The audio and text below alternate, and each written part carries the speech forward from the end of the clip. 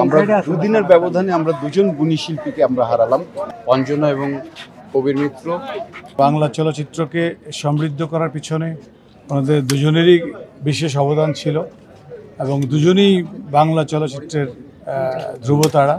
আজকে সকালবেলা একটা স্ট্যাটাস দিয়েছি এবং প্রবীরদার সাথে স্পেশালি আমার লাস্ট পরিচালিত বৃদ্ধাশ্রম চলচ্চিত্রে উনি কাজ করেছিলেন। তো সেই স্মৃতিটা আমার কাছে সম্ভবত ওটাই ওনার শেষ চলচ্চিত্র ছিল কিনা আমি জানি না, এরপরে কোনো মুভি আমি দেখি নাই ওনার। তো দাদার সাথে কাজ করে মনে হয়েছে যে আসলেই যুগে যুগে ধরেন এত বাস্তবিক এবং প্রাণবন্ত অভিনয় এবং ন্যাচারাল অভিনয় খুব কম শিল্পীরই করার যোগ্যতা থাকে, যেটা প্রবীর মিত্র সাহেবের ছিল।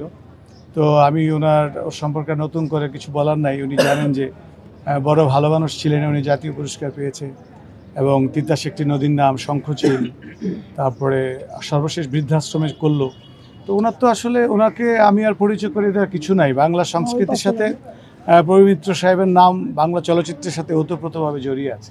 ব্যক্তি জীবন সম্পর্কে তার জীবন যেটা হচ্ছে যে একদম তার জীবন যেখান থেকে শুরু, তার পরিবার যদি বলেন তাহলে আমরা বলবো যে তিনি কেরানীগঞ্জের শাক্তা ইউনিয়ন একটা জায়গা আছে, একটা ইউনিয়ন আছে, সেই জায়গাতে জমিদার পরিবারের ছেলে তিনি।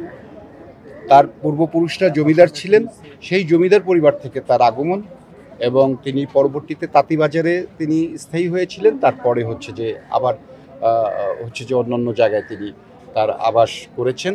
তো এইটা হচ্ছে তার পারিবারিক জীবন। এবং তিনি হচ্ছে যে যখন তিনি বিয়ে করেন, তিনি যদিও হিন্দু সম্প্রদায়ের লোক ছিলেন, কিন্তু যখন তিনি বিয়ে করেন তখন তিনি মুসলিম ধর্ম গ্রহণ করেন এবং তিনি নন মুসলিম হিসাবেই হচ্ছে তিনি মৃত্যুবরণ করলেন এবং তার পুরো ফ্যামিলি হচ্ছে ইসলাম ধর্ম পালন করে এবং সেই রীতি মতোই তারা চলেন।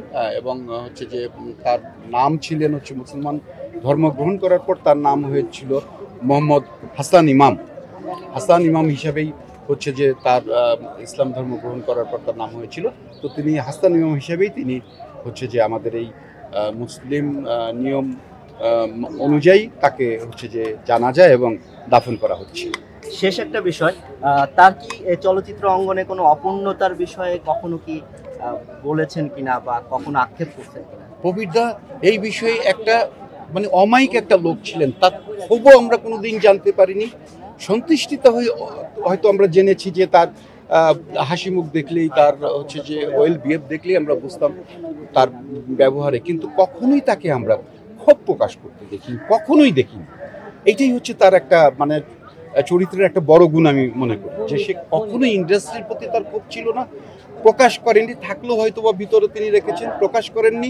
এবং প্রত্যেকটা ইন্ডাস্ট্রির প্রত্যেকটা লোকজনের সাথে তিনি ওয়েল বিহেভ করেছেন এবং ব্যবহারের তিনি, আমি বলবো যে ব্যবহারের রাজা ছিলেন।